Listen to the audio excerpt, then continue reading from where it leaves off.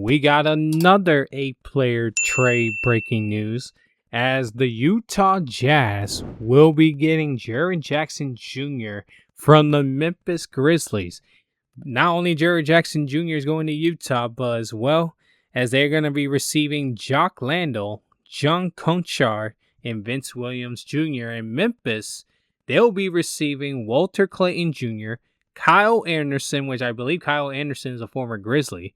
So going back to Memphis is crazy. Taylor Hendricks, Georgie Niang, and 3 future first-round picks. Man, this is a surprising trade for me because I know Jaren Jackson Jr. so far this season has been averaging 19 points a game, almost close to 6 rebounds a game, almost 2 assists per game, and 1.5 blocks per game in the 45 games he played for the Grizzlies this season. Jaren Jackson Jr. is a 2-time All-Star, and he was named Defensive Player of the Year, DPOY, back during the 2022-2023 NBA season. Which is crazy that this trade happened because Jaren Jackson Jr. spent pretty much his entire 8 seasons with the Memphis Grizzlies since they selected him number 4 overall pick back in the 2018 NBA draft. Because he and Ja Morant were the core of that team when they rose from a lottery team to a play-in tournament team and then to a playoff team in short order. Which is amazing for the Jazz side of things because the Utah Jazz will have Jackson under contract through the 2029-2030 season, which he does have a player option to a core that includes All-Star Lauri Markkanen, guard Keyonte George, young swingman Ace Bailey, injured center Walker Kessler, and a host of other talents. Man, that's amazing because Jaren Jackson Jr. when healthy, he is a pretty damn good defensive player. He can definitely block and score at the same time. And so to have a piece like him in Utah, Jazz fans needs to be excited right now to have a piece like him. Although Utah has been rebuilding for the last couple of years or so, maybe Utah Jazz are starting to turn a corner. Maybe they're starting to go back into their contention ways if they can get everybody healthy and maybe play the right things.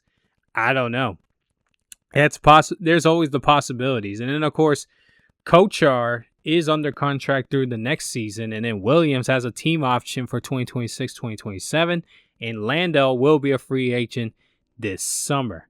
Landale looks like a pretty good piece that can come in as well because Landale has averaged 11 points per game, 6.5 rebounds per game, and over 1.5 assists per game. Which he's having his best NBA season being a rotation player during his tenure with the Memphis Grizzlies, while Williams and Conchar has seen smaller roles this season. But because of the Memphis Grizzlies, I was hoping that not only they just trade Jaren Jackson Jr., I was hoping they were going to also trade away like Ja Morant because right now Memphis is sitting 11th in the Western Conference. They're barely out of the play-in tournament. 3 games pretty much behind the Trailblazers for the play-in tournament spot. And because of the Utah Jazz has the 3rd worst record in the Western Conference, obviously the Utah Jazz are moving into building a team that could be one day a contender team again. Who knows? The Jazz could take 2 years maybe a minimum 2 years, possibly 3. Who knows how they're going to play, but adding Jaren Jackson Jr. to their team is a big plus.